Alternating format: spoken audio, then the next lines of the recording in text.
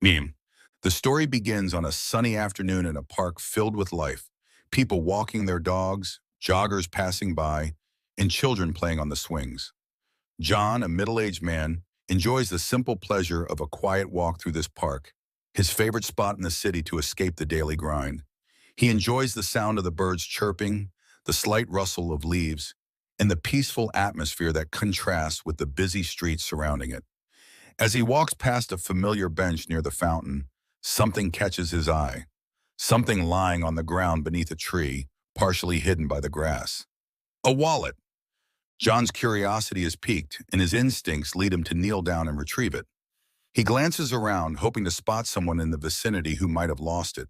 But the park appears nearly empty, except for a few joggers and a family having a picnic on the far end of the park.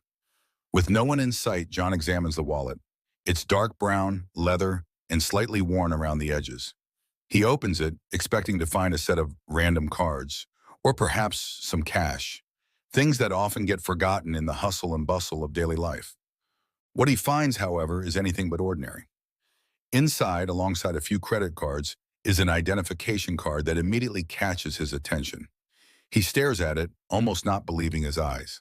The name on the card is Barron Trump. His heart skips a beat. Barron Trump, the son of the former president. John had heard of him, of course. He had seen the photos and heard his name in the news, but this was something else entirely. He hadn't expected to find a wallet belonging to a person of such public recognition, let alone in a place as ordinary as this park. John's mind races. For a moment, he's struck by the sheer improbability of the situation. The world's eyes often fall on Barron Trump due to his father's prominence. But here he is in John's hands, literally. He holds the wallet, thinking about the implications of finding something that belonged to a public figure. His fingers run over the leather surface as a mix of excitement and confusion washes over him. Should he keep it? Should he return it? What would anyone do in such a situation? For a few seconds, John simply stands there, caught between the reality of the moment and the surrealness of his discovery. John is no stranger to this park. It's a place of quiet escape for him, a sanctuary amidst the urban chaos. The park is tucked away from the city's busiest streets, yet it's easily accessible for those in the know. The tall trees offer shade on warm afternoons, and the winding pathways are lined with benches where people sit, read, or simply reflect. It's also a place where people come to walk their dogs, jog, or spend quality time with their families. As John continues his walk, he passes familiar landmarks, the flower beds by the pond, the large oak tree that marks the entrance, and the stone fountain where children often gather to throw pennies. He enjoys the simplicity of these routines, finding solace in the rhythmic sounds of life that unfold in the park every day. Today, though, as he strolls through this peaceful space, it feels different. Something has shifted, and it's all due to the wallet he just found. The sun is shining brightly, casting long shadows on the path. In the distance, John notices a few joggers moving along, their steady pace in contrast to his slower walk. He breathes in deeply, enjoying the fresh air, but his mind keeps returning to the wallet. The mere presence of Barron Trump's name on that identification card fills him with an odd sense of disbelief. How could this happen? What are the odds that a public figure like Barron would lose something in such an ordinary place? Despite the many distractions around him, John's focus is unshakable. The sight of the wallet, now safely in his hand, keeps pulling him back to the reality of his discovery. It feels surreal, and as he walks deeper into the park, he contemplates the weight of his find. Was it just an ordinary accident? Or was it fate, pushing him to make a decision that could forever alter the course of his life, even if it was just a small action like returning a lost item? John takes a seat on one of the park benches to inspect the wallet more closely. He opens it again, the leather smooth under his fingertips. The wallet is a bit worn, suggesting it has been used for some time. Inside, in addition to the standard assortment of cards and a few bills, John finds the ID card bearing Barron Trump's name. It's an unsettling moment. John stares at it for what seems like an eternity. He had expected to find something insignificant, a misplaced wallet, maybe with a name he'd never recognize. Instead, he holds something that belongs to a young man he knows only from the media, a young man who has never been far from the public eye. John's initial reaction is surprise, followed by confusion. He wonders how it could be possible that such an important person has lost something in a park like this. His thoughts swirl, and he quickly glances around the park, half expecting someone to be looking for the wallet. But there's no one in sight, and the park remains as peaceful and serene as it had been moments ago. The weight of the situation slowly begins to sink in. It's no longer just about finding a wallet, it's about what he should do with it. The contents of the wallet seem harmless enough. There's no cash of great value, no flashing gold cards, just a few everyday items. Identification, some receipts, and a couple of business cards. John wonders how Barron must feel, not knowing his wallet is sitting in the hands of a stranger. Could he be frantically searching for it, unaware that someone in a nearby park holds it in their hands? The thought tugs at John's heart. It's not just a wallet. This is a personal belonging, a piece of someone's life. As John examines the contents more closely, he realizes that there are some other small but significant items inside the wallet. A family photo, a ticket stub from a concert, and a handwritten note. These personal mementos give the wallet a human quality, making it feel even more important. John feels the weight of responsibility upon him. His next steps are crucial. Does he just leave the wallet here, walk away, or does he make the right decision and return it to its rightful owner? It's clear that the discovery is more than just a random find. It's a test of character, one that John is now facing head-on. As John sits there on the bench holding Barron Trump's wallet in his hands, the thought crosses his mind that he could keep it. For a brief moment, it feels like an opportunity he may never get again. A wallet owned by the son of one of the most famous families in the world. Who knows what it could be worth? Maybe it's a collector's item. Maybe there's something more valuable inside. The temptation is strong and his thoughts race. He pictures the possibilities. Selling the wallet, using it as leverage in some way, or even contacting Barron's family directly for a reward or recognition. After all, the wallet is clearly worth something, right? But even as the thought takes hold, John feels a nagging sense of guilt. He isn't the kind of person who would normally entertain such ideas. He's a man of principle, someone who's always tried to do the right thing. But the lure of potentially profiting from such an unexpected find is hard to ignore. John shakes his head, trying to push these thoughts away. He knows that what he's holding in his hands isn't just a valuable object. It's a person's personal property. For a moment, he finds himself conflicted between what's easy, keeping the wallet for himself, and what's right, returning it to its rightful owner. He feels a strange mixture of greed and shame. How could he even consider keeping something that didn't belong to him? He thinks about how much the wallet could be worth if he held on to it. Maybe there's something in it that could change his life, like a rare collectible item, or perhaps even a connection to the Trump family that he could exploit. The thoughts make him uneasy, though. He knows deep down that what matters more than any material gain is integrity, honesty, and doing the right thing. John stands up and walks along the park path, the wallet still in his hand. He's wrestling with himself. The temptation to act out of self-interest is strong, but his conscience weighs heavily on him. As he walks, he notices the gentle rustling of leaves in the trees above and the distant sound of laughter from families enjoying their day. All of this feels so far removed from the internal struggle he's experiencing. Then he stops walking and takes a deep breath.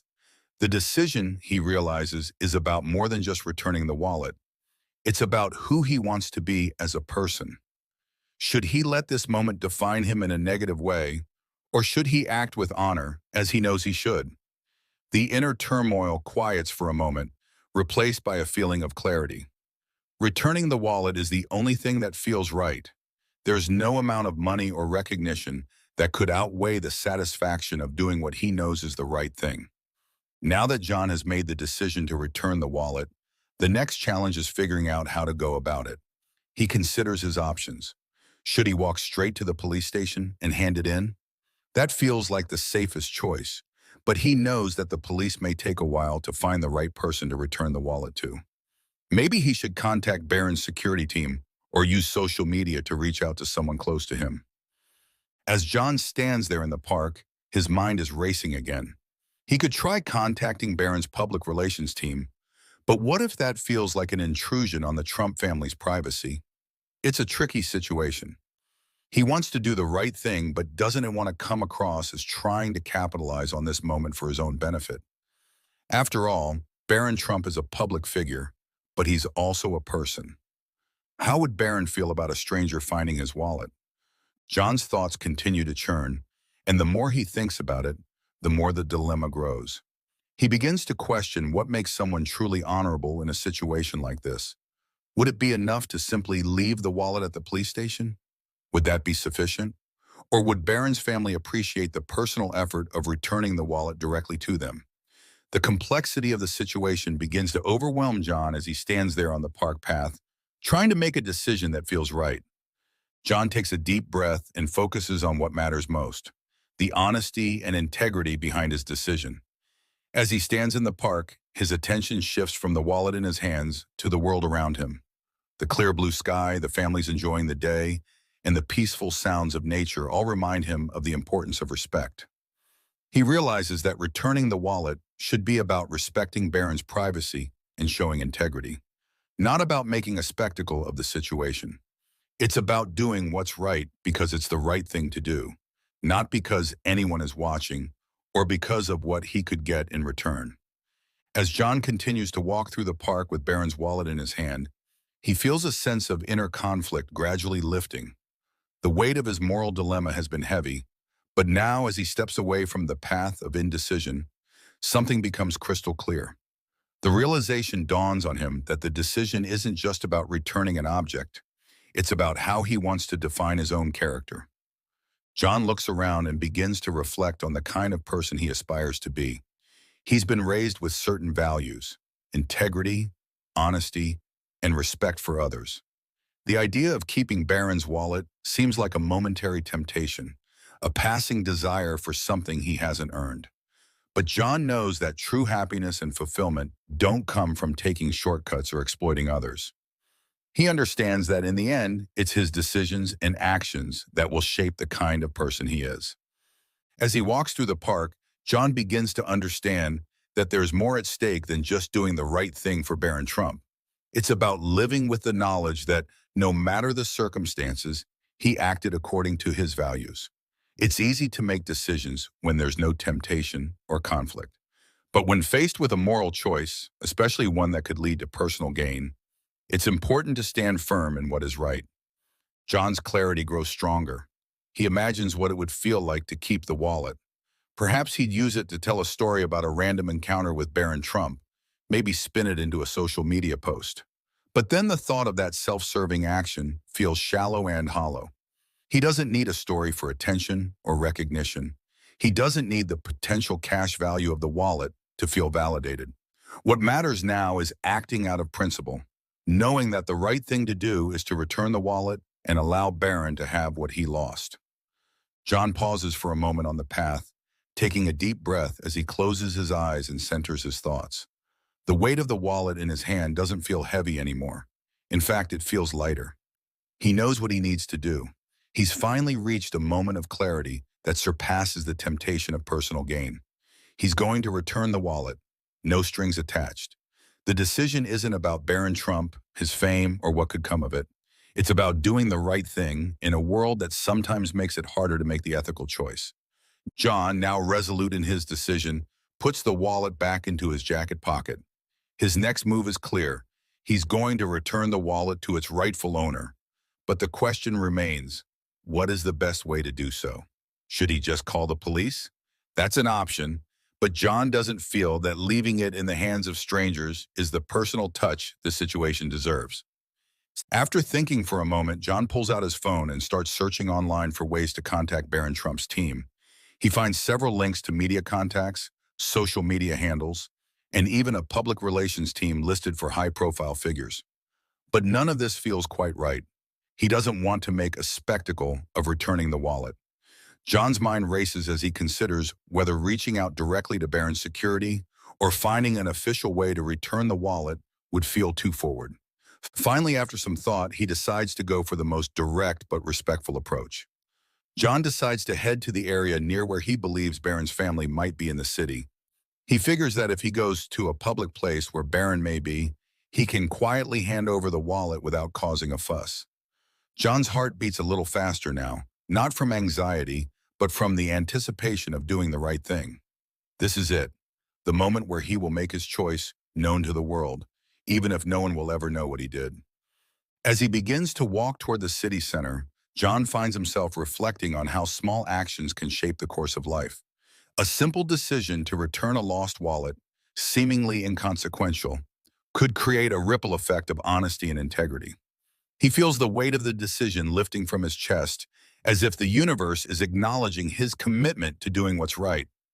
John's decision to make his way to a public area to return the wallet leads to an unexpected turn of events. As he approaches the location, he spots a group of security personnel moving toward a building nearby. With his heart racing, John realizes that this is likely the perfect moment. Barron's security team must have been alerted to the missing wallet, and they are likely here to search for it. At that moment, John's nerves start to get the best of him. He feels a surge of anxiety, unsure of how to approach the team without making a scene. But then, and as if the universe is aligning, one of the security personnel catches sight of John holding the wallet in his hand. The man immediately approaches John with a friendly but professional demeanor. John, surprised by how quickly the team found him, explains how he found the wallet in the park and didn't want to take any chances. He tells the security guard that he didn't know how to return it, but after thinking things through, he decided to bring it to them personally. The security guard nods and thanks John, assuring him that Barron will be very pleased to have his wallet back. The moment is filled with a sense of relief and gratitude for both John and the security team. As they exchange a few pleasantries, the guard takes the wallet and assures John that it will be safely returned to Barron's possession. The feeling of having done the right thing washes over John like a wave. He can already feel the sense of pride building within him. Even though the moment may have been small, it's one that he knows he'll carry with him for the rest of his life.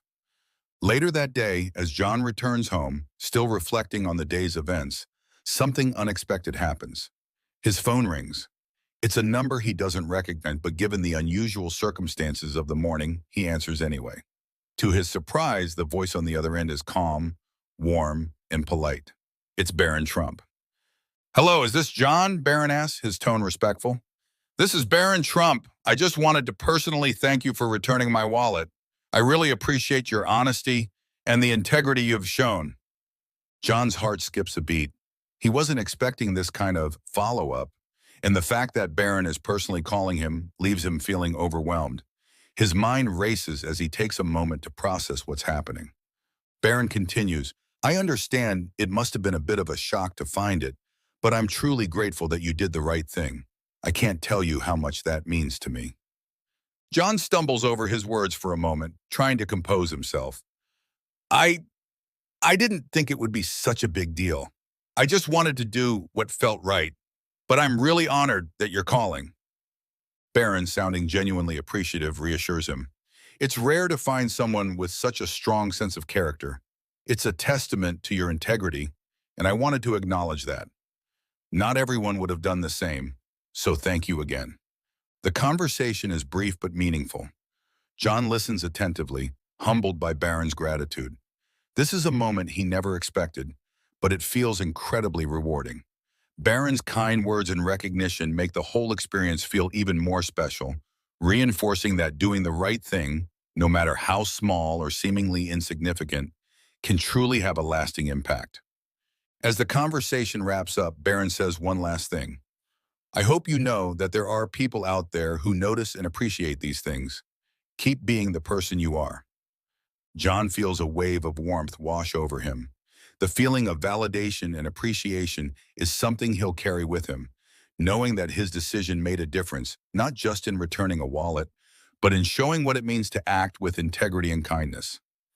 It's a small gesture, but one that has created an unexpected connection between him and a figure he never thought he'd interact with. The story of John's honest decision to return Barron's wallet spreads quickly within the community and beyond. It begins when news outlets pick up on the unusual but heartwarming story, and social media platforms start buzzing with admiration. John's name is shared far and wide, but what stands out is the story behind the action, not his identity, but his moral compass. Many people begin commenting, applauding John's honesty, and reminding others of the importance of doing what's right, even in situations where no one is watching. Hashtags like #integrity matters and #do the right thing begin circulating, with people sharing their own stories of honesty and kindness. The viral story sparks discussions on various social platforms about the power of doing small acts of good, emphasizing how these moments can ripple out into larger positive changes.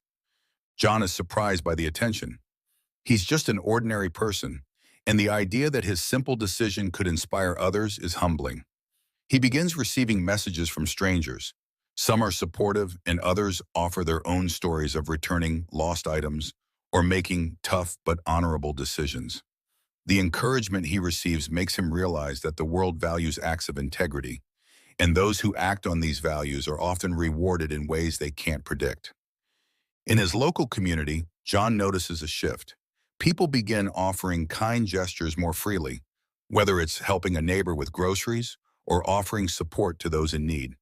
It's as though the ripple effect from his simple action has inspired those around him to do better, to be kinder, and to act more selflessly. Local media outlets continue to share the story, and it doesn't take long before John is asked to speak on a local radio show about the importance of making the right choices. Though he remains humble and modest, he recognizes the power of his decision. What began as a small, personal moment has now become a beacon of integrity for many people, far beyond his expectations. John begins to receive messages of gratitude from people who have heard about his story. One particular message stands out. "Your honesty gave me hope in a world where people don't always do the right thing. You've inspired me to make better decisions in my own life." This message and others like it give John a deep sense of satisfaction. He never expected his simple act of returning a wallet to have such an effect. Yet, as he reflects on everything that has happened since, he understands that one small decision can indeed make a difference, not only in the lives of the individuals involved, but in the larger community as well. As time goes on, John continues to reflect on the events that unfolded since he found Barron's wallet. He remains deeply humbled by the recognition, but what truly matters to him now is the lasting legacy of his decision. It's not about the media coverage or the attention he received. It's about the principle of doing the right thing, even when it might be difficult or tempting to act otherwise. In the months following the incident, John notices that the story of his actions has continued to inspire people across the country. Schools use it as a teaching tool, encouraging students to make ethical decisions, and community groups promote it as an example of moral integrity. John's simple act of kindness has become a powerful reminder that even in moments of uncertainty, doing the right thing is the best choice. John becomes involved in local volunteer work, speaking at schools and community centers about integrity, honesty, and the importance of doing what's right.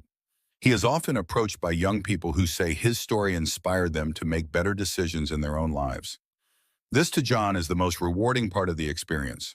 The ripple effect from his actions has created a movement of integrity and kindness that continues to inspire others. The ripple effect reaches far beyond just his town.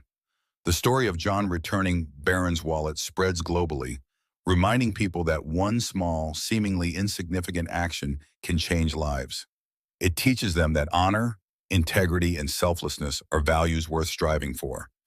John continues to live his life with the knowledge that his decision was the right one, not just for Barron, but for the world around him. The story of the wallet and its return will continue to be shared as a lesson in doing the right thing, showing people everywhere that honesty and integrity are virtues that can inspire a global movement, one act at a time.